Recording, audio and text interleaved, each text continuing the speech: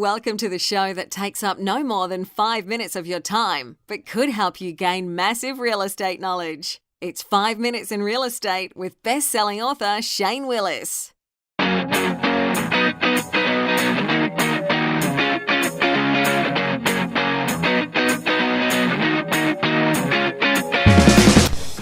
Hello, it's Shane Willis, Pensacola real estate expert, bringing you today's episode.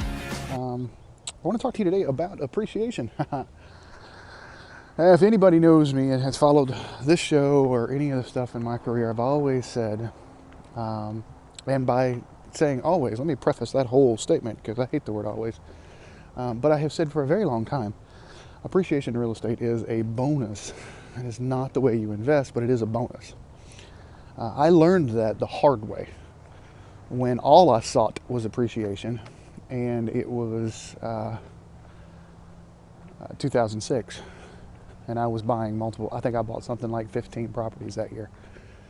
So needless to say, I found out that appreciation is a bonus as an investor and as a homeowner. But with that being said, we need to look at economic data, what's going on. It just taught me to be a better advisor, that whole experience. Now that you look at the economic data here, all the experts, and I'll put up in the show notes, or if you're getting the tips, the tricks, the graphs, all that stuff, you'll get it in your email address. All the experts, even the bears, so they get this pool of 100 economists and they look at where real estate trends are going to go. And the bulls are thinking somewhere around 7 or 8. The bears, the worst case scenario, which is what they're going off of them, the report that I have, saying about a 3% appreciation. Little over, it's 3.2, 3.3, something like that. But let's just go with 3, which is a good, solid market. Because in that 2006, when I was making my mistakes, and well, 3/4 of the country were making theirs, we were looking at double-digit returns per year. I could buy a house for $300,000 and it'd be worth $330,000 by the end of the year. You know, I bought it at Valentine's, sold it Christmas, and it's worth 10% more.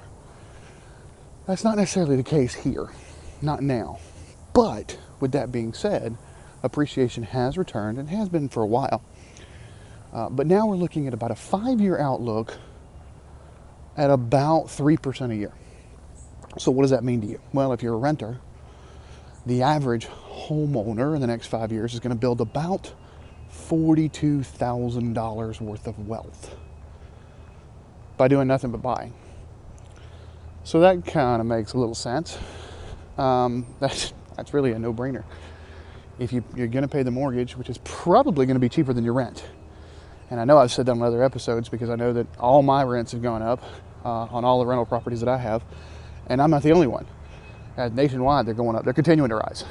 So you're probably going to wind up, because rates is kind of stabilized for the year, or at least so they seem, that you're going to be winding up spending less money per month, and you're going to build some wealth as a homeowner.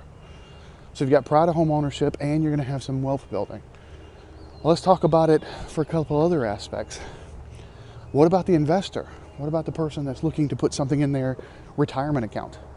Well, if we get a property right and the property cash flows to begin with, so we spend $150,000, $160,000, and you make $200-300 a month, $400 a month, and I say spend $150,000, you're not putting all that out. You're going to get a mortgage on it, even inside of your retirement account. Yes, a retirement account can get a mortgage. You can buy real estate inside of your retirement account, but most people don't know how to do that. So if you have any questions, reach out to me. Anyways, inside your retirement account, as long as it cash flows, who cares? Honestly, if we appreciate, fantastic. But I've got some investors right now that are looking to package properties. Meaning, they buy the property, they do a little bit of fixing up, they do put a mortgage on it, they put a tenant in there. They collect the rent for about 5 years, 4 to 5 years, and then they turn around and sell it. Okay, some are only collecting it for 3 years, and they're going to turn around and sell it.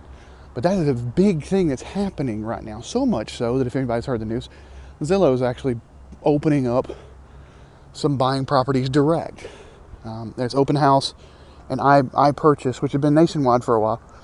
And it's going to be a good bit before we see this program come to the Pensacola area. But they're doing the same thing. They're just packaging properties up. Now they're fixing them up and actually selling them immediately for the most part.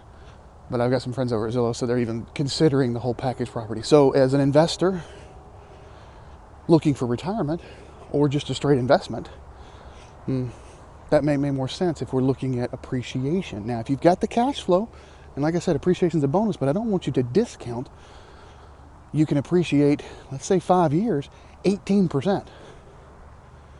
Hello, 15 to 18% is what you can appreciate in 5 years. So you buy a $250,000 house, it's worth $40,000 more.